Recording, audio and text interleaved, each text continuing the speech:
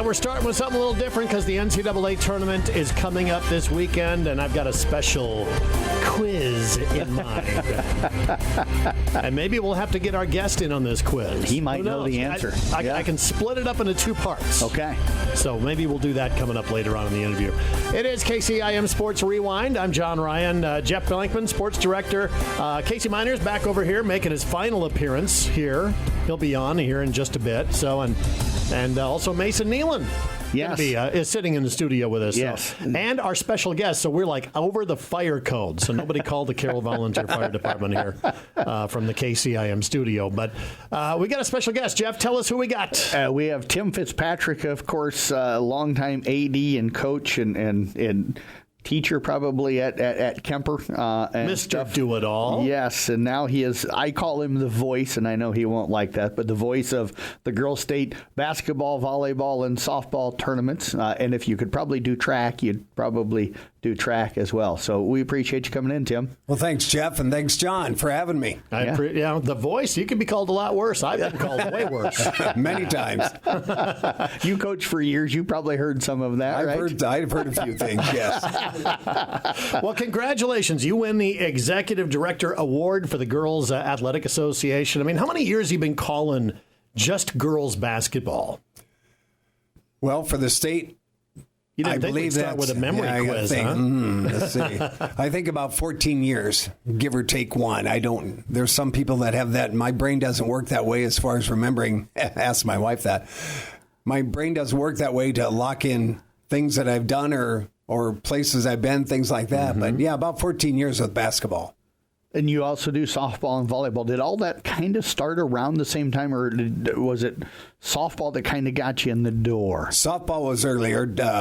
Coming out of Kemper one night after I announced probably a boys' game or girls' game, whatever. But Bob Sweeney, who's the AD at Atlantic, comes out, introduces himself, and says, "Young man, you did a nice job." And I said, "Thank you." And we chatted a little bit and went on our ways. And a few days later, then I got a call from the state asking if I'd want to give a shot at softball in the summertime.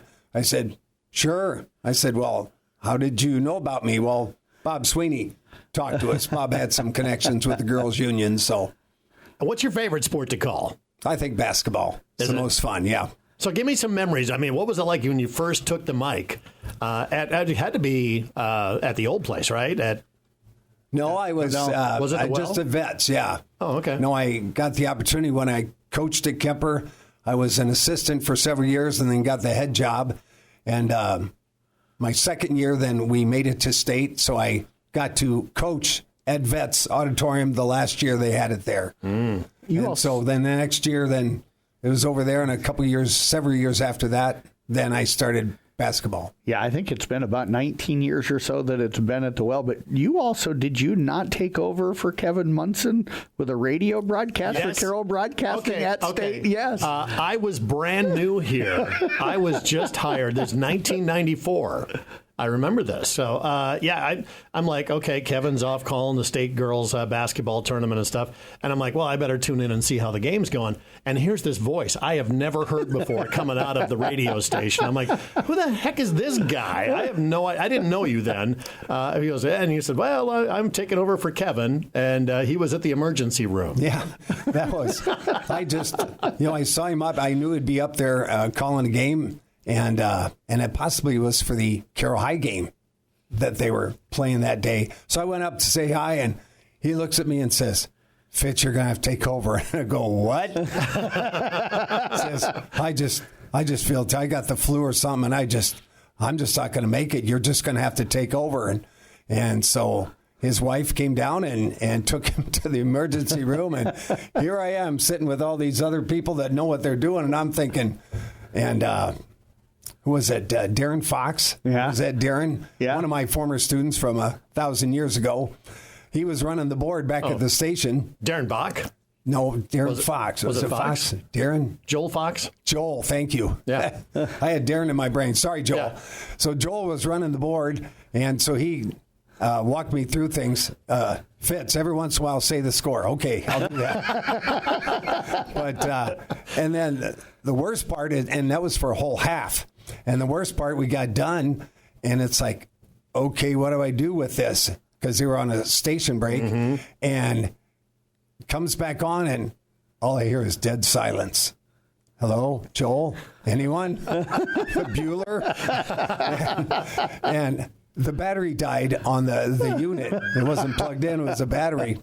So I'm thinking, okay, do I leave this several $100s worth of equipment just sitting here and someone will come get it? And everybody's leaving. I was going to ask the guy next to me, and he was in the process of walking out. So I sat there a few more minutes, and thank God his wife came and got the stuff and took it back. And I'm going, phew. Otherwise, I wasn't even sure how to unplug it. What was the outcome of the game? I don't remember. I don't remember either. I'm just glad I survived. I think we can take credit for his announcing abilities after that point, because you got baptism by fire right there. I did. Basically, there was smoke and everything. That is a crazy. I'd forgotten about that. Until then. Well, when you said vets and moving to Wells Fargo, it got me thinking that I remembered it was long before I came. But you had helped out the radio station in that way, so we thank you. Glad to do it. Yep. Tim, you got honored. I'm trying to remember now. Was it 2 weeks ago at the girls' state basketball tournament? Is that how long ago it was? Quite an honor for you. You said you knew going into that night, but when you got that phone call, was it a little bit of a surprise? It was a lot of a surprise because Aaron Gerlich, the executive director, say, Fitz, we got a little bit of a problem at state. Give me a call. So I called her back, and she said, well, how many games are you doing on Saturday? I go, I'm doing all 3 championships, 4A, 2A, and 1A.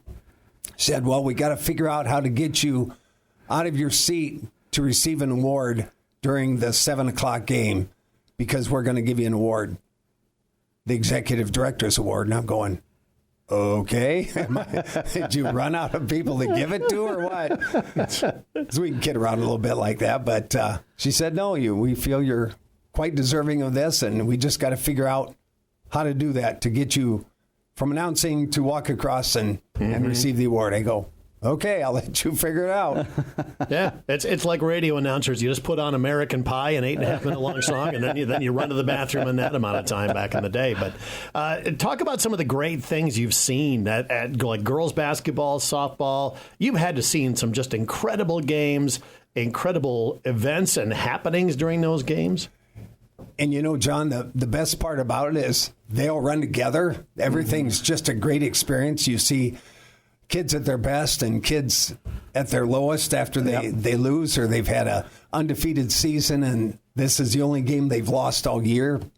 I've seen All-Staters have the best game of their lives. I've seen girls who are sixth man off the bench and they have the game of their careers. So, I've seen so many more good than bad things, and seen some of the great coaches that have won, 500 games, 1,000 games. I don't know if you win that many in basketball, but and in softball, but what you see most is how much these coaches care about the kids. Right. And how the kids respect their coaches and will play hard for them and play hard for each other and play hard for their communities. And that's what small town Iowa does, is they rally around these kids, and these kids are everything to them, and they're everything to their communities. So it's just a great experience all around. How difficult, you mentioned kind of the highs and lows of what you're seeing, how difficult it is like after a state championship game where you have to announce and do it with some excitement and energy,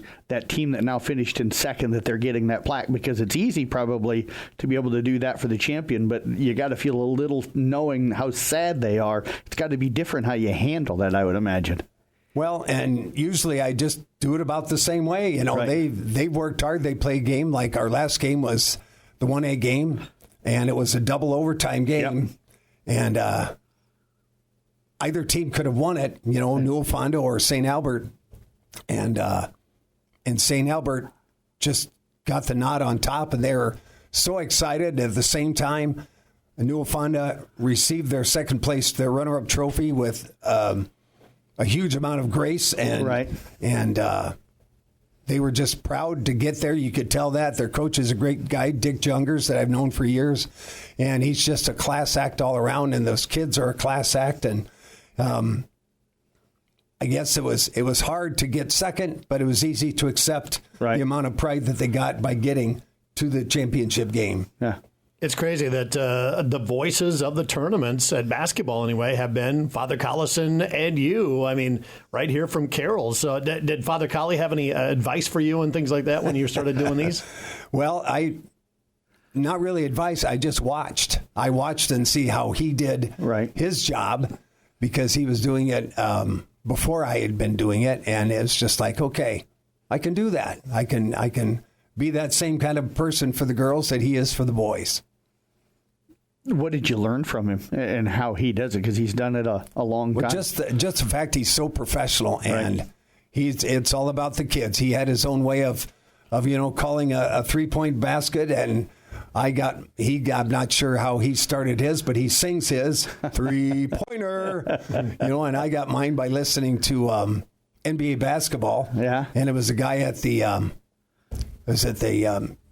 Spectrum in Philadelphia? Is that the Spectrum? That I heard him call that once, and I don't think he threw the 3 on at the end that I did, but just I took parts of what he did and used it in mine.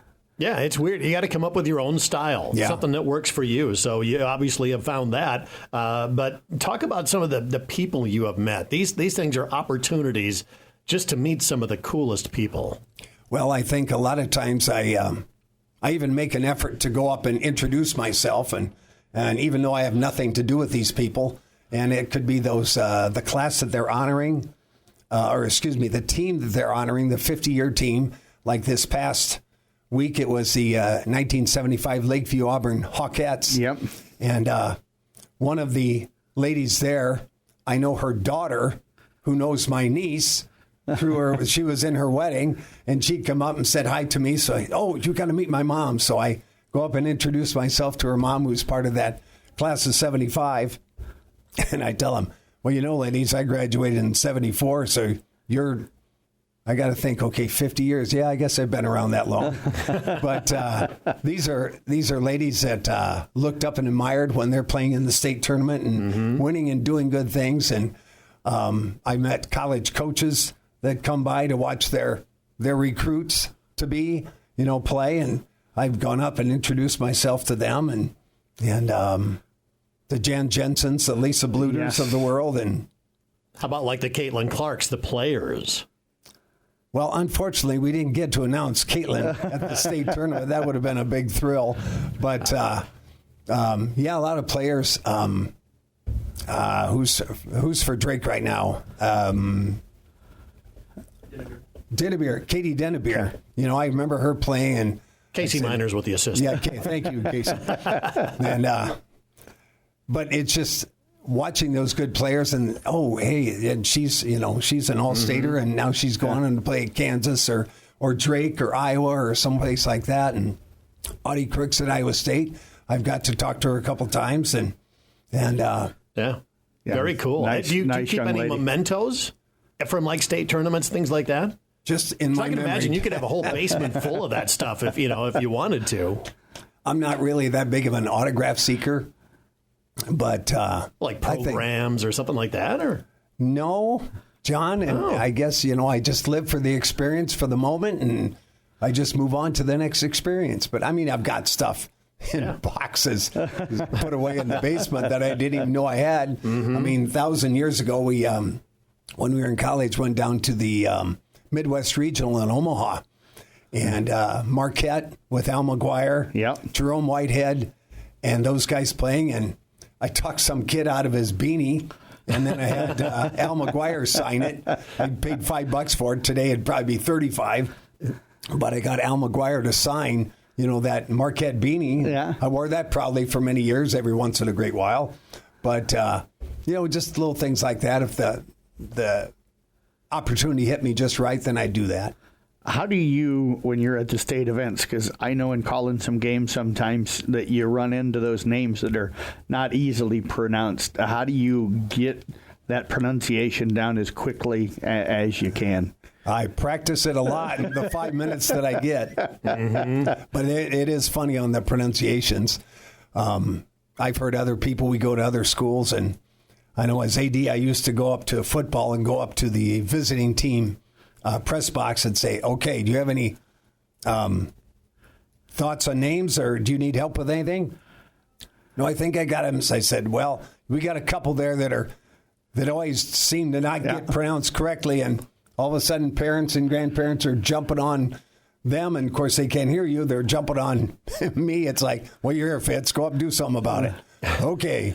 So I learned to do it, preempt it and get up there and help them with that. But, you got Schraders and Schroders spelled exactly the same way. A-shide. That's another one. The one that surprises me is baiting. I hear it called batting a lot at state events. Phonetically, the way it looks like it should be batting. Right. But, if I remember my phonetics from way back when. Well, Jeff, you should know. I mean, when you go up to Northwest Iowa, everybody's banned something, or something. And I think Kevin Mutz, and even Coon Rapids Baird had this a while ago. All 5 starters on their team were all related. Right. Yes. So, that's funny. Yeah. Yeah. No, you get and you get the OEs. Sometimes it has a long A sound. Sometimes it's a long O sound. Sometimes it's a soft O sound. It's like, okay. And if you go to the coach, and sometimes he or she will look at this and says, well, that's how you say it, right? Well, that's how I say it. That means it tells me, all right, go ask the kids themselves. Yes. Yeah. So you look for that free moment. Sally, is it Janssen or Johnson or Johnson or Johansson or what is it? Oh, okay, Johnson, got it. Okay. Yeah. When do you start preparing for state tournaments, things like that, like basketball? It hits like mid-February, and you're like, all right, I'm going to get in that frame of mind, because you got to just look forward to that whole week. What I used to do, John, is when they qualify for state, and we've got about 2 days by the Wednesday. Sometimes you get them a couple days earlier if they qualify on Monday of the week before. So I will call the school and I'll talk to the secretary. Okay, here's a list of names. I mean, how do you pronounce all these? Well, if it's a bigger school, I can get, I'm not sure about that. Would you like to speak to the AD? Sure, I'll take him or her. So I talk to them and, I think it's this. Okay, well, if I get 95% of the names practiced, I'm good. Yeah. Then I only got to get 4. But before every game, I go up and basically sometimes you only have X amount of time, although Jason Esslinger does send us a pronunciation sheet if the coaches send in their names, those that need help. If they're correct. Correct. And I'll get them, and, it says on the name, it's Methan. No, it's Mythan. Are you sure? Okay, ask the assistant coach, Methan or Mythan? Well, I think it's Mythan.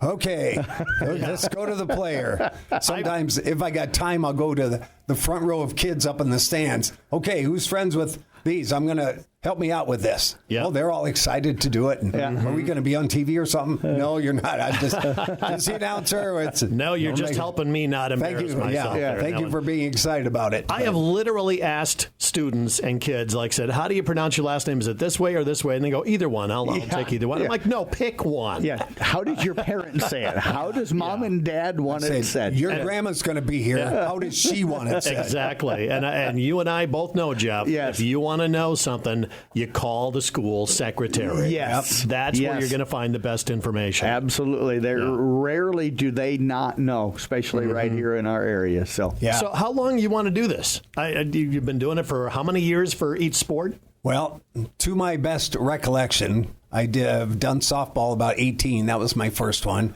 Basketball about 14, and volleyball 10 to 11, somewhere in there.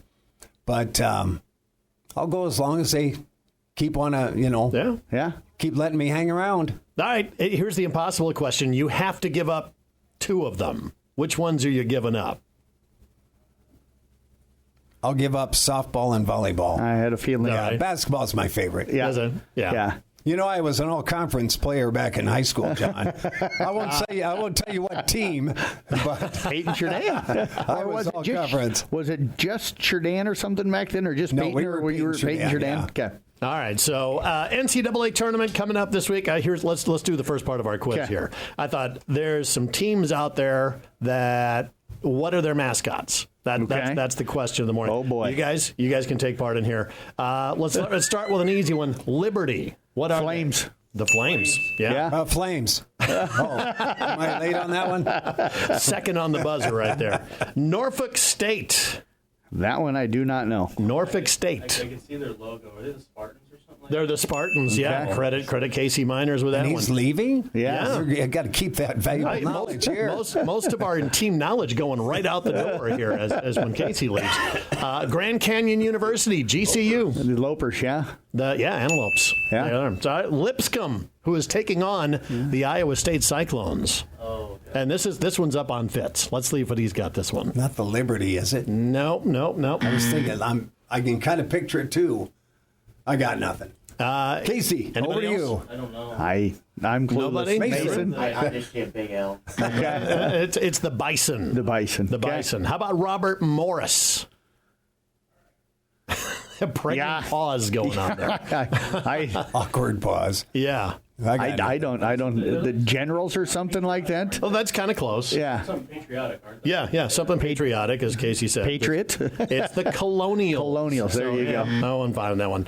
Nah, that's it. We'll save the last five for Okay. coming up here in a bit. So, Fitz, thanks so much for coming in. We appreciate it. I mean, Congratulations. You're going to be out. Well deserved. I mean, you're going to be out driving bus later on. I mean, you're still heavily involved. Not with this Kemper. week. It's Not spring break, John. okay. I'm off this week. All right. But I mean, what's your normal association with the school? What are you still keeping in contact doing? I'm a substitute bus route driver. So if Randy or Mac are ill or gone, then I fill in their routes. I do activities when needed. This spring, I think I'll be quite busy because, when you have 2 junior high sports and 8 high school sports, somebody's got to get somebody somewhere. Yep. That, and then I just go up and greet kids in the morning at the high school because I got nothing to do at that time of day. So that's kind of fun, getting to know the kids that way. And I know that even before the games, when he does the PA locally here, it's Yeah. like, every a lot of people are going to be just petrified to sing the national anthem. Right. Not Fitz. Tim. Man, how many Yep. times have you sung the national anthem? at 3 or before a game? 4. 3 or 4, yeah. A few times there. So, Yeah. well, thanks for coming in, Fitz. We appreciate it, man. Good luck, and we look forward to hearing you in more of softball, volleyball, and basketball. All right, thanks for having me, John, Jeff, Mason, Yeah. and Casey. Tim Fitzpatrick joining us here this morning on KCIM Sports Rewind. As the athletes at your house prepare for hard work and fun of the season, remember that St. Anthony Rehab Services provides physical therapy for any sports injury that may sideline your member of the team. Sports injuries can plague kids of all ages and keep them from playing the sport they love. Athletes will be under the direct supervision of a certified and licensed healthcare professional in the newly renovated sports performance facility. If an injury is keeping your athlete out of the game, call St. Anthony Rehabilitation Services at 794-5000 for sports injury and treatment rehab. Attention high school sports fans, are you an armchair official? You know, the parent or fan who constantly yells at the referees and loves to let everyone know just how bad you think they are. Well, if you think you could do better, then get in the game and prove it. It's time for you to suit up and make the calls where they actually count. Every sport in Iowa needs more officials. Sign up today at highschoolofficials.com.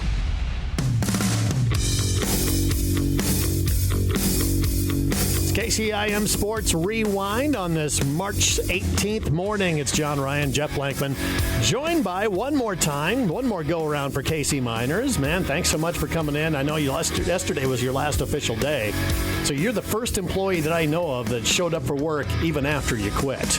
Yeah, I didn't know if I should walk through the main entrance or if I was still going to be allowed to go through the employee entrance. So I took a little bit of gamble and came through the employee entrance this morning. So it seemed to work out. Yeah, we're changing all the locks tomorrow. So. And did you notice this was the earliest he's ever showed up for No the show? kidding. Did Yeah. you notice that? I did 10 minutes early. I was here 10 minutes early. I know. Before, it's always like 30 seconds before the show. I'm texting you. Are you coming in today? As he's Yeah. walking in the door most days. Yeah. So as you're heading out, Mason Nealand is coming in once again, and we're going to talk with Mason here in just a minute. But I mean, thanks so much, Casey, for everything you've done here. It's been a pleasure, and I bet you had no idea how involved it was going to be when you worked with Jeff Blankman. You know, I didn't at first, but I tried to warn you. I remember when I was the assistant under Nathan, and Jeff came in and said, okay, well, we're going to hire you. And he's going through everything, and I'm like, oh, gosh. Can I do that? Can I do that? Can I do that? And I'm like, yeah, sure, I'll take the job. Not really realizing, how much work it was at first, but you get to love it because you get to go out and talk to the kids and stuff like that, and that's the fun part. I know Jeff wants me to talk about some of the stuff I had, but getting to call the the state games and going down to the state games and calling, the district finals and stuff like that's fun. But it's seeing the kids succeed, I think, Yep. it is the best part. You get to see the kids live out what they've always wanted to do, and get to see them succeed, how they, improve as from a freshman to a senior, watching them grow, their development and stuff like that. I think that's the fun part of it, is getting to, talk to the kids and see the development of the kids and see them, live out their passions and dreams and stuff like that. So I think that's the one thing that I'll take away the most from this, is getting to see all that. Yeah, and that's kind of the one thing that you and I talking a little bit that I've really noticed grow with you is the comfort level of being around them and getting to talk to them and stuff like that. I think you've really kind of enjoyed that part of the job. Yeah, for sure. What are you not going to miss? 2:30, 3 o'clock? 3 o'clock typing all the stories. Yeah, that's got to be. I mean, you're just sitting there waiting for a coach to get back to call you or something so you can get this done and wrap up your day. I am not going to miss the weeks when Jeff's gone at state wrestling, and then I've got to be here on a Friday night calling all the coaches and trying to type up stories and stuff while Jeff's still waiting for wrestlers to get off the mat. It was funny when I gave you the award at the Chamber Bank with Jeff, and I said, and you will not know that you're up there in the morning. You might pull up the mobile app and you're reading a story or wrap up on the game. The fact that you and Casey were sitting up 2, 3 o'clock in the morning writing those stories so people could have them first thing in the morning. Yeah, the thing I'm going to miss, and I know Casey won't, but I think we always kind of enjoyed it, is like on Fridays we announce our regional athletes of the week. So on Thursday night, after we get everything typed up, we literally go through every athlete that's played that week for every school, and we're on the phone sometimes for an hour and a half or so, kind of going, okay, who's our top athletes? And we go through all the numbers and stats for that week for all the kids. And I know Casey's like, I got an interview at 8 o'clock in the morning. Let's wrap this up. But we have this problem of we love sports so much and we love what we're doing that we'll just keep chatting about things. I'll say there's plenty of times after we wrap up, and then all of a sudden, we get wrapped up at 2, and I look at my phone and it's 3 o'clock, and I'm still on the phone with Jeff an hour after we wrapped up, and I'm like, I got to get to bed. I gotta go, seriously. Yeah. So you're heading off to the Perry radio station where you're focusing on ADM schools, right? Yeah. I'll be getting to do the sales and sports over there. I'll be out calling games, not really having to be up as late at night, but I still get to be in the sports scene. That's one thing that was really important for me, is I wanted to stay, within high school sports and stuff like that, and I get that opportunity. Radio and sports specifically, it gets in your blood. It does. And I did it for 20 years, and it was like I loved it, but I knew it was time to step away. Yeah, absolutely. And there is one game I want you to mention, the Audubon softball game last year. The Audubon softball game is probably the one thing that I remember that sticks out to me. And this was before they went to state. It was probably the greatest softball game I've ever watched, I've ever been able to be a part of. But this was right before, Audubon was really good. They were on a long winning streak. They weren't quite ranked yet, and they got the chance to take on a ranked I-35 team who was in the top 8. So you figured going in, if they beat I-35, they had a chance to get ranked and jump up the rankings. And, well, they did. But it took them 15 innings. It was a 15-inning ball game, and I'm just sitting here, as the game's going on, I'm like, okay, I don't want this game to end because it's so good, but gosh, I got to get ads played before midnight tonight, and it kept going on. And Riley Miller had a great game, like 23 strikeouts in that ball game. Oh, it was great. It was a good defensive game. Teams came up with big hits when they needed them. I remember Audubon took the lead. In I-35 took the lead. Audubon able to get a couple doubles and tie it up both times before they ended up winning the game, and it was a great ball game. So, Mason, I want to bring you in. You just heard Casey talking about, him and I still on the phone at 3 a.m. I was going to say, we have just scared have we scared you off yet? No, not really, because I'm still young, and the fact of the matter is, I think I still got some time before I get to be, at that age where 3 o'clock seems like kind of a hassle. Yeah. But so I think I'm kind of more excited to just be here and be involved in that. Well, I will tell you, he's already starting to learn it. Was it 1:45 or 12:45 in the morning that you texted me with a question about high school sports? I think it was like 12:45, and I just got done doing something, and I was like, oh, this question popped in my head, and I remember earlier, Jeff was like, if you have any questions about anything, just text me. And so I was like, you know what? I want to figure this out before I forget it. So I texted him, and it was probably 12:45-ish, and we had like a little text back and forth talking about it, but... Yeah. What made you want to get into sports? Because he started calling the Merchants game a couple of years ago, and you came to us and said, hey, I want to do this. Well, I think when everyone asked me this question, because I've had it asked when I was in high school and everything, because, you know, I had my mind kind of dead set on being in the sports world, is that every kid that's in the sports world kind of wants to end up in that major league. You want to end up playing basketball or football or baseball at the highest level.